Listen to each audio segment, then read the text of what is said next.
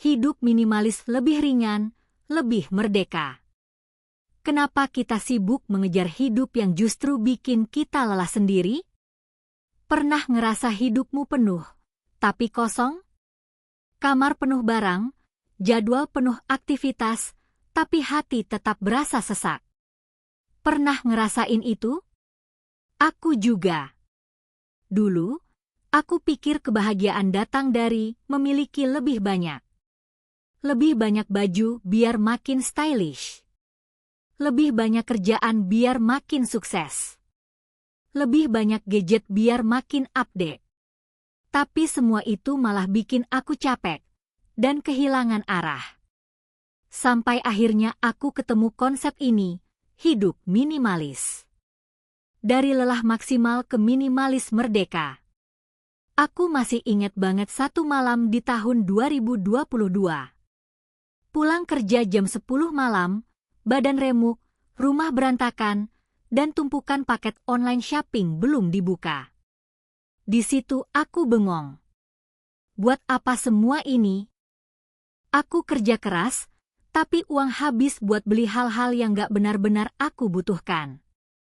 Aku punya banyak barang, tapi jarang aku pakai. Aku punya banyak aktivitas, tapi sedikit waktu untuk diriku sendiri. Di titik itulah aku mulai declutter, bukan cuma rumah, tapi juga hidupku. Aku mulai dari hal kecil, menyortir isi lemari. Ternyata, dari 40 potong baju, yang sering kupakai cuma 7. Sisanya, nostalgia, impulsif, dan takut kehabisan. Lalu aku pelan-pelan belajar. Minimalisme bukan soal hidup kekurangan. Tapi hidup dengan kesadaran. Menyimpan hanya yang bermakna. Mengisi waktu dengan hal yang bernilai. Dan anehnya, sejak itu, hidup jadi lebih ringan. Lebih jujur. Lebih merdeka. Minimalisme merdeka dari ilusi, kurang. Kita hidup di dunia yang bilang, kamu kurang stylish. Kamu kurang produktif. Kamu kurang sukses. Makanya kita terus menumpuk. Padahal yang kita butuh mungkin cuma ruang untuk bernapas. Waktu untuk merenung. Hidup yang selaras dengan nilai kita sendiri. Minimalisme bukan anti barang. Bukan hidup ala biarawan. Tapi soal memilah, apa yang benar-benar kita pilih untuk hadir dalam hidup kita. Kamu punya pilihan untuk hidup lebih ringan. Kita nggak harus langsung pindah ke kabin di hutan atau hidup dari 10 benda doang. Cukup mulai dari 1 langkah kecil hari ini.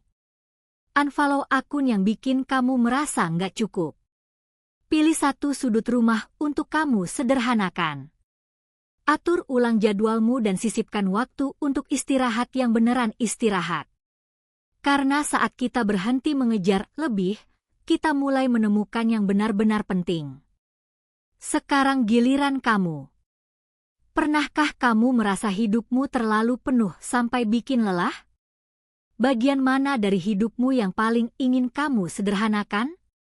Ceritain di kolom komentar ya. Siapa tahu, ceritamu bisa jadi inspirasi buat yang lain. Kalau kamu suka topik-topik seperti ini, tentang growth, mindset, dan kehidupan yang lebih terarah, jangan lupa subscribe, like, dan share ya.